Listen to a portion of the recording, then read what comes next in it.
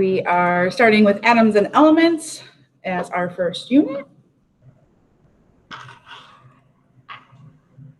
So some basics. Atoms are made up of subatomic particles.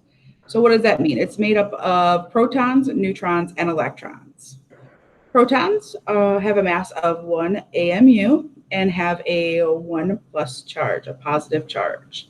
Its location is in the nucleus along with the neutron. A neutron is considered neutral, so it has a 0 charge, and it has a mass of 1 AMU as well. We also have electrons as a subatomic particle. Those hang out in the electron cloud, or the levels and orbitals. You'll kind of hear us using those words interchangeably. They have the equivalent to 0 AMUs, and it has a negative charge.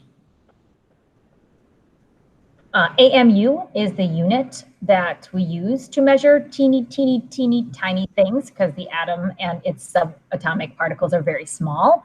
So AMU stands for atomic mass unit. And as you can see, the proton and the neutron are basically 1 AMU each. And so they are going to be what the atom consists of in terms of its mass. So when we talk a little bit later today about mass number and the mass of particular atoms, it is the combination of protons and neutrons that are going to provide us with that.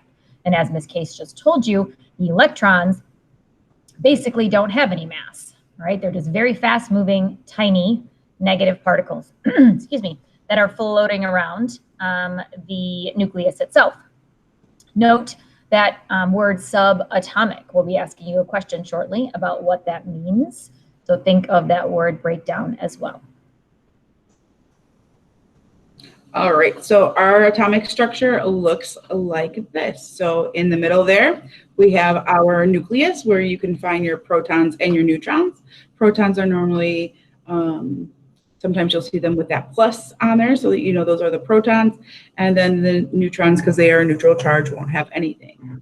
Then you have the electrons whizzing around the outside. They go quickly, like Ms. Laporte said, and those are normally indicated with a negative inside that circle so that you know that those are the electrons, or that negative charge.